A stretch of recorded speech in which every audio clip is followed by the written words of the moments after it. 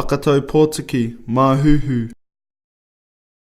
Kotori Portagee was an inspirational leader, protector, and role model who provided for his people of Hawaii with a garden that had the sweetest kumara.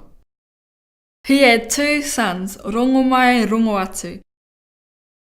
They were very close siblings, but they argued about everything, even about who their mother loved best. As the brothers got older, they fell in love with the same woman, and even quarrelled about that. The people of Hawaii flourished under Kotori Portagee, and soon the land became overpopulated. Hawaii struggled for resources, and both sons argued about who would run the garden. Both sons wanted to run the garden. Rongomai and Rongoatu argued during the blessing of the soil before the food was planted, known as Mahuhu. This upset their father. He asked his older son Rongomai to make things right. Kotori Portagee suggested that Rongomai leave Hawaii to search for new land. Rongomai said, If I give up my wealth and all that I love to Rongoatu, I must get something in return. Father, come with me on this quest, and we'll find the new land for our people together. The brothers came to peace as Rongomai and his father began planning their voyage. They named their boat Mahuhu Kiterangi in honour of the gardens. On top of a cliff, the brothers said farewell. E te tuakana, my older brother, may your canoe serve as a younger sibling for you, and may you remember me, said Rongoatu. Rongomai replied, E taku tēnā, my younger sibling, may the great gardens of Hawaii serve as an older brother for you. Inspired by Kupe the great explorer, Kotori Portagee and Rongomai then set sail for new lands.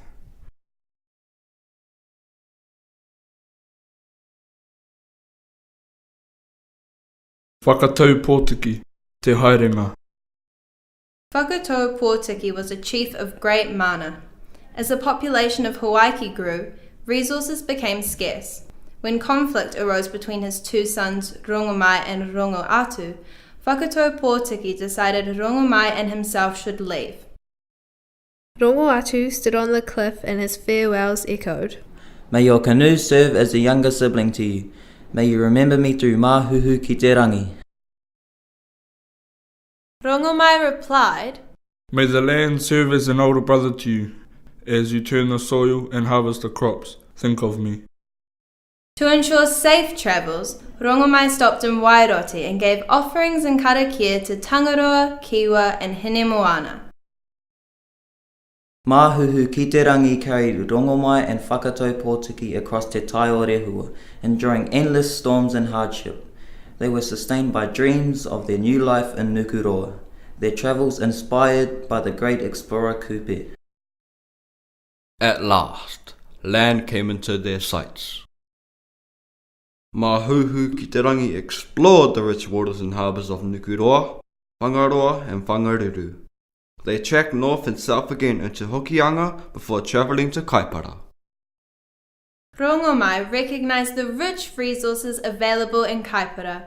The land was ideal for crops and teeming with fish and birds. He thought it would be the perfect place to settle.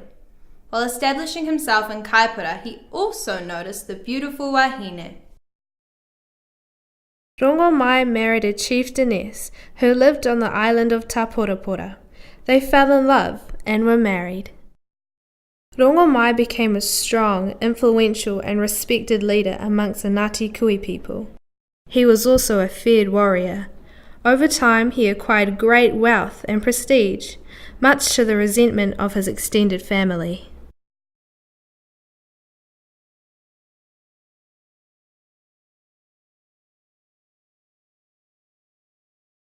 Kotori Portagee, te Pahinui. As the population of Hawaii grew and resources became scarce, Chief Kotori Portagee and his son Rongomai left in search of new lands. Settling in Taporapora, Nukuroa, now known as Aotearoa, Rongomai married a beautiful woman. As his success grew, so did the resentment of his wife's people. who plotted to kill him. Rongomai's jealous in-laws invited them out fishing. Oblivious to their plan, Rongomai agreed, but never made it home. Whakatau Portagee heard that his son Rongomai had drowned and was shocked into disbelief. Rongomai had sailed many rough seas without harm. How could he have drowned in a river? Whakatau Portagee suspected that his son Rongomai was murdered, and out of revenge, conjured the great wave, or Te Tupuhi Nui. Te Tupuhi Nui was so monstrous, it came crashing down over Tāporapora, mercilessly killing Rongomai's in-laws. Tāporapora, the place where canoes are overturned and the women are made widows. To this day, on the Tomokanga, or the gateway of Orake Marae, stands the rangatira Whakatau Portagee, who stands guard for his iwi and their marae.